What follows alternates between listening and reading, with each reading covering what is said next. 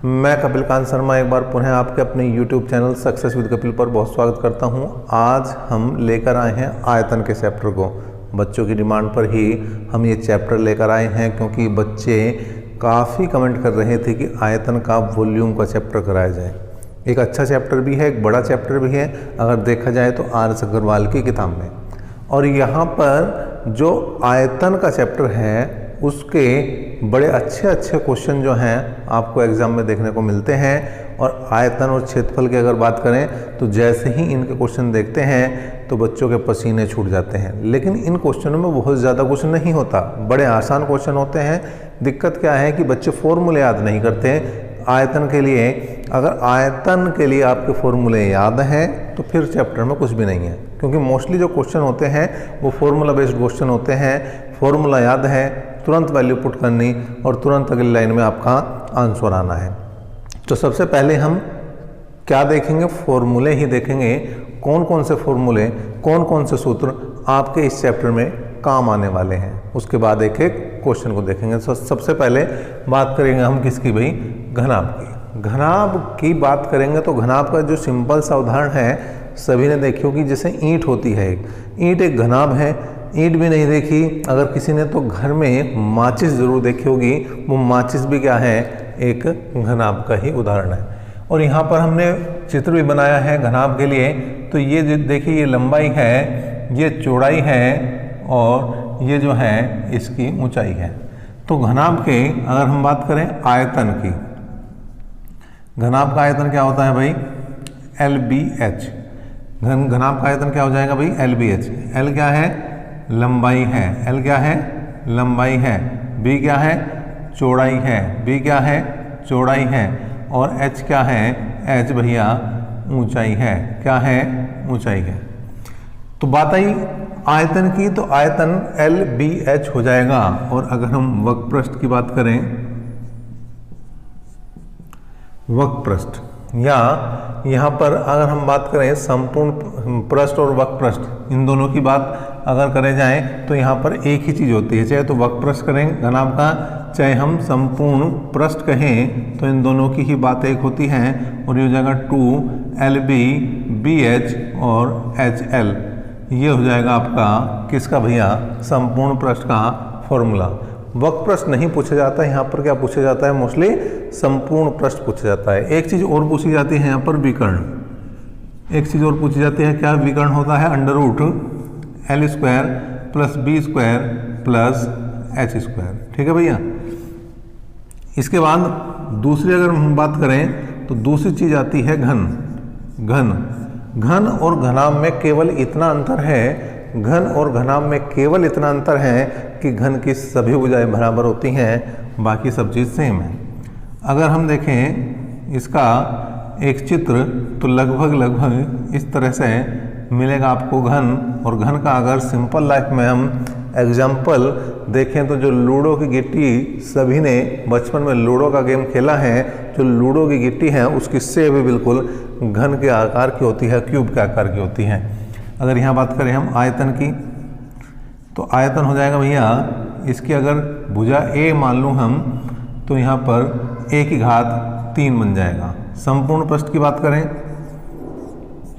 तो संपूर्ण पृष्ठ हो जाएगा 6A²। और अगर विकर्ण की बात करें हम तो विकर्ण हो जाएगा भैया क्या, भुजा √3। भुजा √3, A√3 या भुजा √3 हम इसे कह सकते हैं।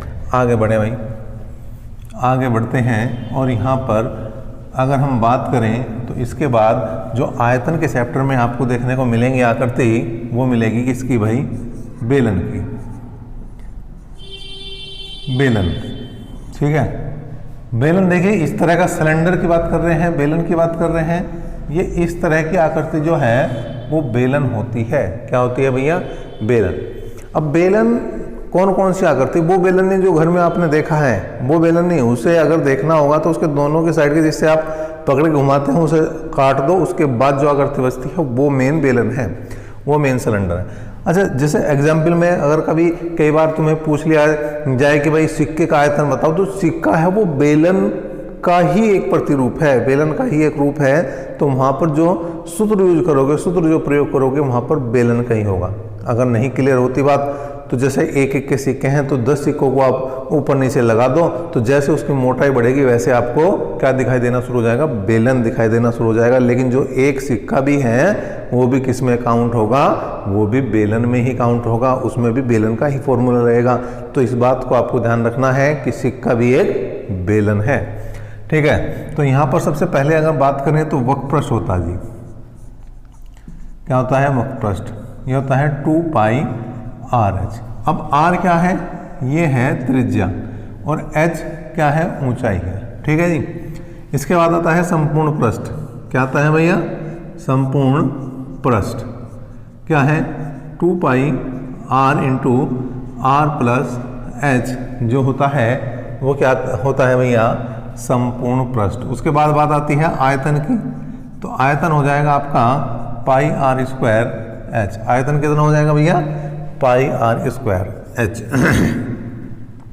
फिर इससे नेक्स्ट की अगर बात करें तो वो आ जाएगा आपका क्या, वो आ जाएगा शंकु। और शंकु इस तरह की आकृति होती है। और ये आकृति कहाँ देखी है आपने, देखिए इस आकृति को हम मेनली देखते हैं जो जोकर की टोपी है। जोकर नहीं देखे क्योंकि सर्कस अब नहीं लगते, तो आप घर में आ जाइए, बर्थडे पर जो कैप आती है, बर्थडे बॉय के लिए जो कैप आती है, बर्थडे गर्ल के लिए जो कैप आती है, वो भी बिल्कुल शंकु के आकार की होती है। तो यहाँ पर देखिए क्या क्या चीज़ें होती हैं भैया, ये तो आर है, ये एच है, और ये होती है भैया एल, मतलब तिर्यक ऊंचाई। यहाँ पर भी 3 चीज़, वक्रपृष्ठ निकलेगा आपका, वक्रपृष्ठ होगा पाई आर एल, संपूर्ण पृष्ठ भी होगा, संपूर्ण पृष्ठ हो जाएगा pi r into r plus l. और आयतन की अगर मैं बात करूं तो आयतन हो जाएगा 1/3 पाई आर स्क्वायर एच। तो ये बात है जी। और साथ साथ यहाँ पर अगर हम बात करें एल की, तो एल बराबर हो जाएगा √r square plus h square. इसका भी आपको ध्यान रखना है।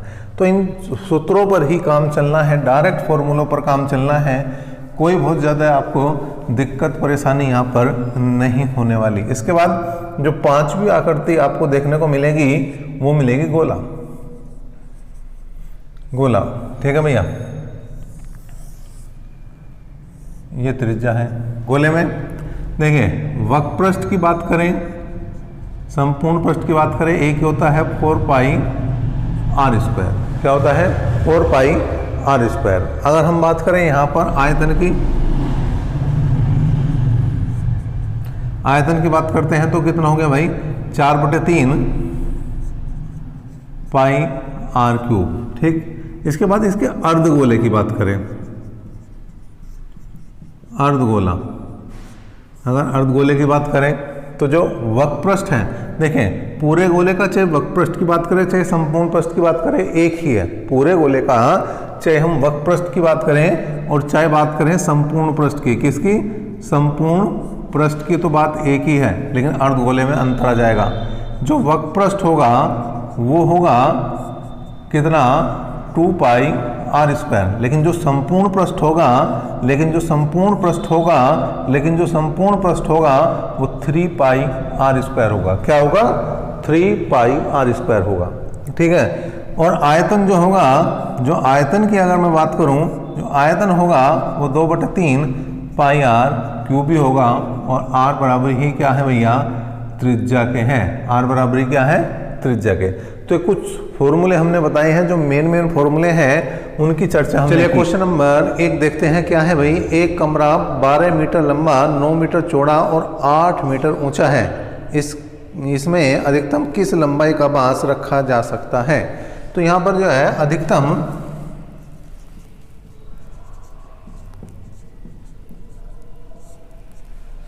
लंबाई का बांस हो या छड़ हो, तो दोनों ही कंडीशन में क्या निकालना है भैया, विकर्ण निकालना है। क्या निकालना है, विकर्ण निकालना है। ठीक है। अब लंबाई कितनी दी है, लंबाई दी है 12 मीटर, चौड़ाई कितनी दी है 9 मीटर। लंबाई दी है 12 मीटर, चौड़ाई दी है 9 मीटर और ऊंचाई जो दी है यहाँ पर वो दी है भैया 8 मीटर। कितनी दी है? 8 मीटर। अब हमें निकालनी है क्या? बांस की लंबाई। इसका मतलब हमें निकालना है विकर्ण। और अगर विकर्ण की मैं बात करूं तो विकर्ण कितना है भैया? विकर्ण का फॉर्मूला आपको याद है कि मैंने लिखवाया था √L² plus H² plus B², मतलब L² plus B² plus H² लिख सकते हो, कैसे भी लिख सकते हो, कोई दिक्कत नहीं है। क्योंकि अगर जोड़ कर रहे हो तो चाहे L पहले लिखो, चाहे B लिखो, चाहे H लिखो, उससे कोई दिक्कत नहीं आनी। तो लंबाई का वर्ग प्लस चौड़ाई का वर्ग प्लस ऊंचाई का वर्ग करना है। अब यहाँ पर देखें, लंबाई है 12, चौड़ाई है 9 और ऊंचाई है 8। ठीक है, तो 12 का वर्ग हो गया आपका 144, 9 का वर्ग हो गया 81 और 8 का वर्ग हो गया 64। कुल मिलाकर अगर यहाँ पर सबको जोड़ दिया जाए तो 4 और 4 8 और 1 9 और 8 4 12 और 6 18 का 8 का हासिल को 1 और 1 और 1 2 और कुल मिलाकर ये है 17 का वर्ग। तो 17 मीटर इस क्वेश्चन नंबर 1 का आंसर बना। बिल्कुल क्वेश्चन नंबर 2 भी मैं समझता हूँ इसी के जैसा है। क्वेश्चन नंबर अगर हम 2 की बात करें तो क्या है?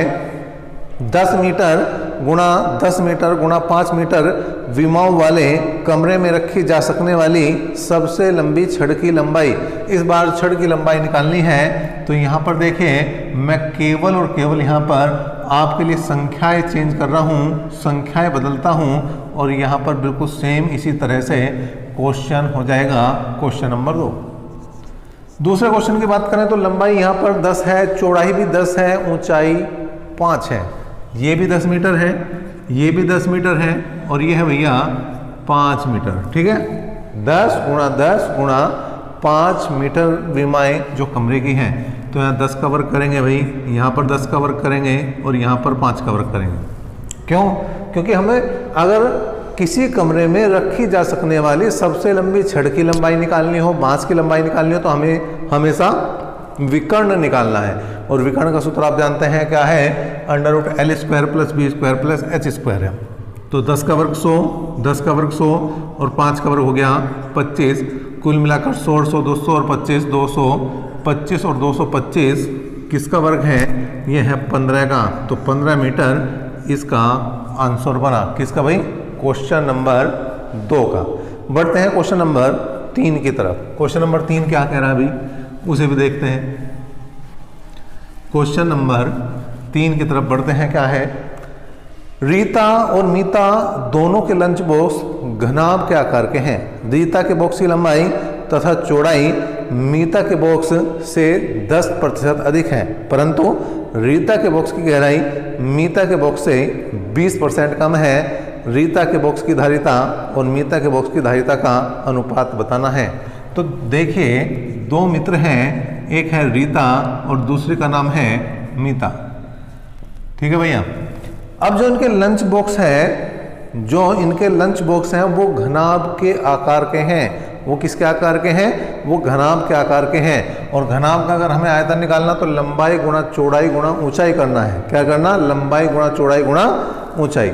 अब उसने कहा जो रीता के बॉक्स की लंबाई और चौड़ाई है वो मीता के बॉक्स से 10% अधिक है। मतलब अगर इसकी लंबाई 100 मीटर है तो इसकी 110 हो जाएगी। इसकी चौड़ाई अगर 100 मीटर है तो इसकी चौड़ाई भी 110 हो जाएगी। क्यों? क्योंकि लंबाई और चौड़ाई दोनों 10% ज़्यादा है। तो अगर एक की 100 है तो 10% ज़्यादा, मतलब 110। लेकिन जो गहराई की बात है वो 20% कम है। वो 20% कम है, मतलब अगर ये 100 है तो ये 20% कम, मतलब ये 80 ही रह गई। तो 2 जीरो से हमने 2 जीरो हटाई, 20 चौक 80 और 20 पंजे 100 और 4 से हमने 100 को काट दिया 25 बार। कुल मिलाकर 11 में गुणा करेंगे 121 और 25 पंजे आ जाएगा भैया 125। अनुपात क्या बनेगा? 121 अनुपात 125। किसका? क्वेश्चन नंबर 3 का। बात करते हैं हम क्वेश्चन नंबर 4 की। किसकी बात करते हैं? क्वेश्चन नंबर 4 की। क्या है भाई क्वेश्चन नंबर 4?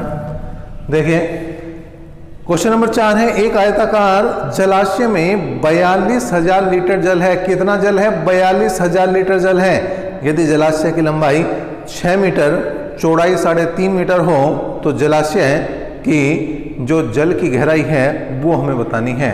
तो यहाँ पर जलाशय में जल मतलब जलाशय का आयतन, जलाशय का आयतन कितना है? आयतन जितना उसमें पानी आया है वही है और वो है 42,000 लीटर। अब एक बात का ध्यान रखना है कि लंबाई जो है वो मीटर में है, चौड़ाई जो है वो मीटर में है, लेकिन जो टोटल आयतन दिया है, जो पानी दिया है टोटल, वो कितना है? 42,000 लीटर। तो लीटर को हमें बनाना है घन मीटर में। तो आपको ध्यान रखना पड़ेगा, क्या ये ध्यान याद रखना पड़ेगा कि 1,000 लीटर बराबर होता है 1 घन मीटर के। किसके? 1,000 लीटर बराबर होता है 1 घन मीटर के। इसका मतलब आयतन कितना बन गया भैया? आयतन बन गया 42 घन मीटर। क्या बना? 42 घन मीटर। अब लंबाई गुणा चौड़ाई गुणा ऊंचाई बराबर किसके है? 42 के। और लंबाई कितनी दी गई है? लंबाई कितनी दी गई है? 6 मीटर दी गई है। चौड़ाई कितनी दी गई है? 3.5 मीटर दी गई है। ऊंचाई निकालनी है और बराबर किसके है भैया? 42 के। तो 6 सत्ते 42, और अगर हम 7 को भाग करें 3.5 से तो पॉइंट हटाने के लिए ऊपर 0 लगाई और 35 दूनी होते हैं 70, कुल मिलाकर 2 मीटर जो है वो आ जाएंगे भैया गहराई। किसकी? जलाशय की गहराई कितनी आ जाएगी? 2 मीटर। बढ़ते हैं क्वेश्चन नंबर किसकी तरफ? 5 की तरफ। क्वेश्चन नंबर 5 क्या है उसे भी देख लेते हैं। देखिए, थोड़ा इंक भी डाल दूं जिससे कि आपको बिल्कुल चीज़ें स्पष्ट दिखाई देती रहें। तब तक आप जो है वीडियो को लाइक और शेयर कर सकते हैं, क्योंकि आपके लिए लेकर आए हैं हम आज कौन सा चैप्टर? आयतन का। आयतन के एक एक क्वेश्चन को यहाँ पर हम आपके लिए करा रहे हैं। तो यहाँ पर क्वेश्चन नंबर 5 आपके सामने आ चुका है। क्या है? एक कमरे की चौड़ाई उसकी ऊंचाई की दुगनी और लंबाई की आधी है। यदि कमरे का आयतन 512 घन मीटर है तो कमरे की लंबाई कितनी है? देखिए, कमरे का आयतन, कमरे का आयतन कितना है? 512 घन मीटर है। अब उसने क्या कहा? उसने कहा कि चौड़ाई उसकी ऊंचाई की दुगनी है। चौड़ाई ऊंचाई की दुगनी है और लंबाई से आधी है। देखिए, आयतन में क्या होता है? LBH बराबर 512। ठीक है। अब उसने कहा चौड़ाई ऊंचाई की दुगनी है, ये x है तो ये हो जाएगी 2x, लेकिन लंबाई से आधी है तो लंबाई चौड़ाई की दुगनी हो जाएगी और बराबर आ गई भाई 512। अब देखिए, 2 और 4 की गुणा कर देंगे तो 2 चौक 8, और 8 से अगर काट देंगे हम तो 8 छंग 48 बचे 3, 8 चौक 32, कुल मिलाकर x³ बराबर 64 है, या x बराबर है किसके भैया? यहाँ पर 4 के। किसके बराबर है? 4 के। तो x का मान 4 है, लेकिन हमें x का मान नहीं निकालना, हमें लंबाई का मान निकालना है। और लंबाई कितनी है? लंबाई है 4x। इसका मतलब 4 गुणा 4, 4 चौक 16 मीटर यहाँ पर लंबाई बन जाएगी। क्या बन जाएगी? 16 मीटर लंबाई। ठीक है। क्वेश्चन नंबर बढ़ते हैं भाई। अब किस क्वेश्चन की तरफ बढ़ते हैं? क्वेश्चन नंबर 6 की तरफ बढ़ते हैं। कौन सा क्वेश्चन है? Question number 6। 8 मीटर लंबे, 7 मीटर चौड़े तथा 6 मीटर ऊंचे डिब्बे में 8 सेंटीमीटर लंबे, 7 सेंटीमीटर चौड़े और 6 सेंटीमीटर ऊंचे अधिक से अधिक कितने डिब्बे रखे जा सकते हैं? तो हमें क्या निकालना है भैया? डिब्बों की संख्या। हमें क्या निकालना? डिब्बों की संख्या। क्या निकालना है? डिब्बों की संख्या। तो बराबर क्या हो जाएगा भाई? बड़े डिब्बे का आयतन, बड़े डिब्बे का आयतन बटे एक छोटे डिब्बे का आयतन। बड़े डिब्बे का आयतन बटे एक छोटे डिब्बे का आयतन। अब देखें, एक छोटे डिब्बे की अगर मैं बात करूं तो एक छोटे डिब्बे के लिए यहाँ पर लंबाई 8 सेंटीमीटर है, चौड़ाई 7 सेंटीमीटर है, ऊंचाई 6 सेंटीमीटर। ध्यान रखना 8 सेंटीमीटर, 7 सेंटीमीटर, 6 सेंटीमीटर। सेंटीमीटर का ध्यान रखना, मात्रक का ध्यान रखना, क्योंकि ये जो बड़ा डिब्बा है उसकी लंबाई 8 मीटर है, ये सेंटीमीटर है और ये मीटर है, तो 8 मीटर को हमने लिखा 800 सेंटीमीटर। क्यों लिखा? क्योंकि ये मीटर में था और मीटर को बना दिया हमने सेंटीमीटर। अब 7 मीटर का मतलब हो जाएगा 700 सेंटीमीटर, 6 मीटर का मतलब 600 सेंटीमीटर, और अगर इसे भाग करेंगे तो 100 आएगा, 7 से भाग करेंगे तो यहाँ पर भी 100 आएगा, और 6 से भाग करेंगे तो यहाँ पर भी 100 आएगा। कुल मिलाकर एक के सामने 2, 4 और 2 6 जीरो लगा देंगे, मतलब ये 10 लाख टोटल डिब्बे बनेंगे भाई। इकाई, दहाई, सैकड़ा, हजार, 10,000, लाख, 10 लाख, तो 10 लाख टोटल डिब्बे बनने वाले हैं। क्वेश्चन नंबर बात कर लेते हैं हम किसकी भाई, इससे अगले क्वेश्चन की, क्वेश्चन नंबर 7 की। 7वां क्वेश्चन क्या है?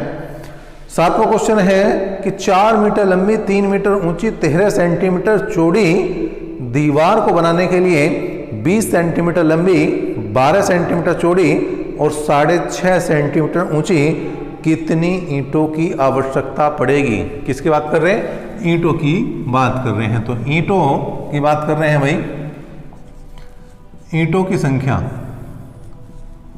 बराबर हो जाएगी, ये भी लगभग इसी तरह का है, दीवार का आयतन, दीवार का आयतन बटे एक ईंट का आयतन, एक ईंट का आयतन, दीवार का आयतन बटे एक ईंट का आयतन। अब ईंट की लंबाई, चौड़ाई, ऊंचाई दी है। ईंट की लंबाई चौड़ाई कितनी है? लंबाई है 20 सेंटीमीटर, चौड़ाई है 12 सेंटीमीटर और ऊंचाई है 6.5 सेंटीमीटर। 20, 12, 6.5। अब बात करें दीवार की, तो दीवार है 4 मीटर लंबी, 3 मीटर ऊंची और 13 सेंटीमीटर चौड़ी। 4 मीटर है तो 400 सेंटीमीटर बनेंगे, 4 मीटर है तो 400 सेंटीमीटर बनेंगे, 3 मीटर है तो 300 सेंटीमीटर बनेंगे। लेकिन ध्यान रखना है 13 सेंटीमीटर है, 13 मीटर नहीं है। 13 सेंटीमीटर है तो ये 13 का 13 रह जाएगा। 6.5 दूनी 13 होते हैं, 2 से काट दिया, 20 को 10 बार कटा और इससे एक जीरो यहाँ पर साफ हुई। 12 से काट देंगे तो 12 दूनी 24 बचे 6 और 12 पंजे 60, कुल मिलाकर 25 चौका 100, ये आ जाएंगे भैया 1000 ईंट। यहाँ पर क्वेश्चन नंबर 7 का जवाब 1000 ईंट है। क्वेश्चन नंबर 8 की बात करते हैं। क्वेश्चन नंबर 8 क्या है? 8 भी लगभग बिल्कुल सेम है और यहाँ पर भी 8वें क्वेश्चन में भी क्या है? ईंटों की ही बात की गई है। क्या है भाई? 24 मीटर लंबी, 8 मीटर ऊंची तथा 60 सेंटीमीटर चौड़ी दीवार के लिए 24 सेंटीमीटर लंबी, 12 सेंटीमीटर चौड़ी और 8 सेंटीमीटर ऊंची कितनी ईंटों की आवश्यकता पड़ेगी? जबकि दीवार के कुल आयतन का 10% भाग सीमेंट और रेत के मिश्रण का है। देखिए भाई, पहले जो चीजें पहले लिखी थी उसी तरह से लिखेंगे। एक ईंट का आयतन लिखो, ईंट है 24 सेंटीमीटर लंबी, 12 सेंटीमीटर चौड़ी और 8 सेंटीमीटर ऊंची। अब दीवार पर आ जाओ। दीवार की बात करें तो 24 मीटर है, 24 मीटर का मतलब 2400 सेंटीमीटर। 8 मीटर है मतलब 800 सेंटीमीटर और 60 सेंटीमीटर है तो यहाँ 60 का 60 ही रह जाएगा। यहाँ तक तो कोई दिक्कत नहीं। अगर ये सीमेंट रेत का जिक्र ना होता तो यही हल करते, काम बन जाता। लेकिन इसने कहा दीवार के कुल आयतन का, दीवार के कुल आयतन का 10% सीमेंट और रेत का मिश्रण है, तो इसका मतलब ईंटों का बना कितना? 90%। भाई जब 10% रेत और सीमेंट में चला गया तो 90% किसके लिए बचा? ईंटों के लिए बचा। अब यहाँ पर बस इसे हल करना, 2 जीरो से 2 जीरो गई भाई। 8 से काटा हमने तो 100 बार कटा हमारा ये, 24 से काटा हमने 2400 को तो 100 बार कटा और 6 दूनी 12 और 2 से काट दिया हमने ये 50 बार। कुल मिलाकर यहाँ पर अगर बात करें तो 9 पंजे 45 और सामने लगा देंगे 1 2 3 जीरो लगा देंगे। कुल मिलाकर ये आ जाएगी भैया 45,000 ईंट। नेक्स्ट क्वेश्चन की बात करते हैं और ये होगा क्वेश्चन नंबर 9। कौन सा? Question number 9। बात कर रहे हैं क्वेश्चन नंबर 9 की। क्या है, एक घनाभ के विकर्ण की लंबाई 28 सेंटीमीटर है, इसके तीनों कोरों की लंबाई का योग 44 सेंटीमीटर है, इस घनाभ के संपूर्ण पृष्ठ का क्षेत्रफल कितना होगा। ठीक है भाई, विकर्ण दिया गया है, विकर्ण दिया गया है, क्या दिया गया है, विकर्ण दिया गया है कितना, 28 सेंटीमीटर। क्या दिया गया है, विकर्ण दिया गया है 28 सेंटीमीटर। अब विकर्ण होता है under root l square plus b square plus h square बराबर 28। दोनों तरफ का वर्ग करेंगे तो l square plus b square plus h square बराबर 28 का वर्ग हो जाएगा भैया 784, और ये समीकरण नंबर 1 बनेगी। ध्यान से समझना है इस क्वेश्चन को, ध्यान से समझना है इस क्वेश्चन को, क्योंकि क्वेश्चन नंबर 10 भी बिल्कुल सेम है, केवल संख्याओं का चेंज है। क्या है, केवल संख्याओं का अंतर है। तीनों कोरों की लंबाई का योग L plus b plus h बराबर किसके है, बराबर है 44 के। किसके है भैया, 44 के। तो हमने क्या करा, दोनों तरफ का वर्ग कर दिया, दोनों तरफ का क्या कर दिया भैया, वर्ग कर दिया। तो a plus b plus c का होल स्क्वायर बराबर क्या होता है, a plus b plus c का होल स्क्वायर बराबर a square plus b square plus c square plus 2ab plus 2bc plus 2ca। a की जगह l है, b की जगह b है और c की जगह h है। तो l square plus b square plus h square plus 2 into l b b h और एच एल बराबर, यहाँ पर अगर हम 44 का वर्ग करेंगे तो देखिए क्या करना है आपको, 44 का वर्ग, इसका वर्ग लिखो, इसका वर्ग लिखो, 4 चौक 16, 4 चौक 16, और यहाँ पर 4 चौक 16 और 16 का डबल, मतलब इन दोनों संख्याओं की गुणा करके उसका डबल 16 दूनी 32, यहाँ बीच में लिखेंगे और जोड़ते ही आपको वर्ग पता लग जाएगा। 1936 जो है वो किसका वर्ग है, 44 का वर्ग है। 1936 जो है वो किसका वर्ग है, 44 का वर्ग है। सपोज करो आपको 42 का निकालना है, तो यहाँ पर देखिए 4 का वर्ग 16, 2 का वर्ग 4, तो 0 4 लिखेंगे और 4 दूनी 8 और 8 दूनी होते हैं 16, और जैसे आप इसे जोड़ोगे और 1764 इसका उत्तर बन जाएगा। इस तरह से निकाल सकते हैं।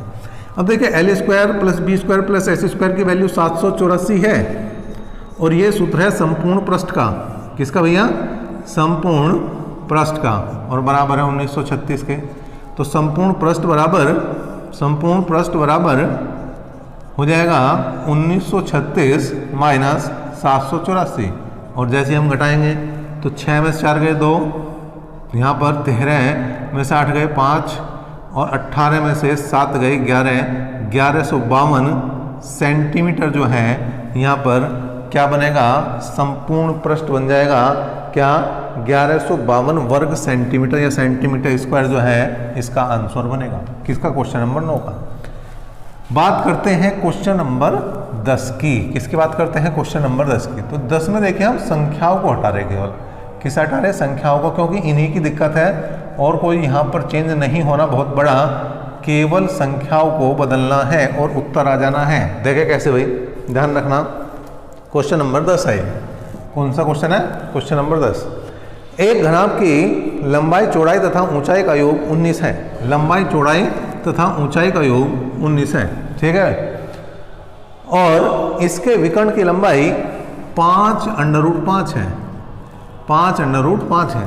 तो हमें क्या बताना, वही संपूर्ण पृष्ठ का क्षेत्रफल। बिल्कुल सेम, बिल्कुल हूबहू सेम क्वेश्चन है दोनों तरफ का। यहाँ पर हम वर्ग कर देंगे तो 5 पंजे 25 पंजे 125 हो जाएगा, ये समीकरण 1 बनी। और जैसे ही हम 19 का वर्ग करेंगे 361 आ जाएगा, और 361 तो जू का दो लिखेंगे, लेकिन इसकी वैल्यू कितनी है, 125। 125 यहाँ लिख देंगे, 125 को उधर ले जाके घटा देंगे, 361 में से 125 घटा देंगे तो 11 में से 5 जाएंगे, 6 बचेंगे, 5 में से 2 जाएंगे, 3 बचेंगे, और यहाँ पर 3 में से 1 जाएंगे, 2 बचेंगे। 236 सेंटीमीटर स्क्वायर या 236 वर्ग सेंटीमीटर इस क्वेश्चन का आंसर बनेगा, क्वेश्चन नंबर 10 का। लेकिन क्वेश्चन नंबर 10 देखने से पहले एक बार क्वेश्चन नंबर 9 जरूर देखें, क्योंकि क्वेश्चन नंबर 9 को मैंने स्टेप बाय स्टेप एक एक चीज़ लिखकर बताई है। अगर वो समझ में आ गया तो यहाँ तो केवल संख्याओं का चेंज था, ये अपने आप ही समझ में आ जाएगा,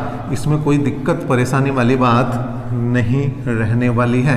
तो क्वेश्चन नंबर 11 की तरफ बढ़ते हैं।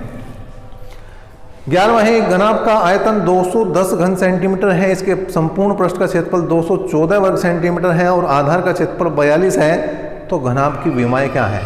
देखिए भाई, ऑप्शन से लेंगे, ऑप्शन से जल्दी होगा काम, तो ऑप्शन से ही कर देंगे, क्योंकि हमारे जितने भी हम कंपटीशन में बैठ रहे हैं उनमें मोस्टली क्या है, ऑप्शन ही आ रहे हैं। देखिए 5 सेंटीमीटर है, 4 सेंटीमीटर है, 3 है, फिर है 6, 5, 4, फिर है 7, 6 और 5, और फिर है 8, 7 और 6। अब उसने कहा आयतन है 210 और आधार का क्षेत्रफल है कितना, 42। मतलब तीनों की गुणा तो 210 आनी चाहिए और लंबाई चौड़ाई की गुणा 42। देखो 5 चौक 20 या 60, नहीं भाई आयतन 60 ही आया। 6 पंजे 30, 30 चौका 120, आयतन 120 ही आया, छोड़ दो। 7 छंग 42 और 42 पंजे 210, ये सही बात बननी है। और 7 छंग 42, इसका मतलब बिल्कुल सही जवाब है कौन सा, option number c. Question number देखते हैं भाई किसको, 12 को। क्वेश्चन नंबर 12 क्या है?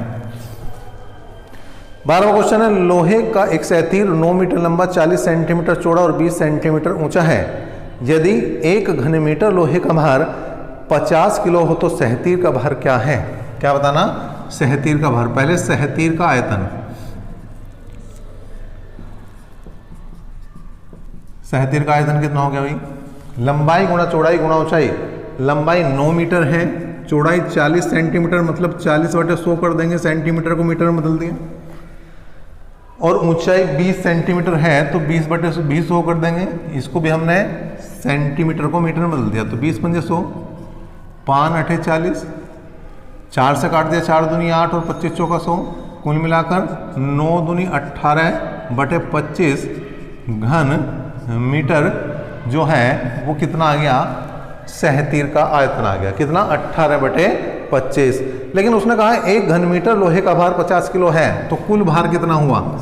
कुल भार 1 घन मीटर का 50 है तो 18/25 गुणा 50 कर देंगे, टोटल पता लग जाएगा 25 दूनी 50 और 18 दूनी 36 किलोग्राम। इस सहतीर का जो है भार आ जाएगा किसका, जो क्वेश्चन में दिया गया है। नेक्स्ट क्वेश्चन की तरफ बढ़ते हैं और ये क्वेश्चन नंबर 13 होगा। ठीक है भाई, क्वेश्चन नंबर 13 भी लगभग इसी तरह से है। क्या है भाई, देखते हैं। संगमरमर के एक आयताकार टुकड़े की चौड़ाई 28 सेंटीमीटर, मोटाई 5 सेंटीमीटर है। इस टुकड़े का भार 112 किलोग्राम है।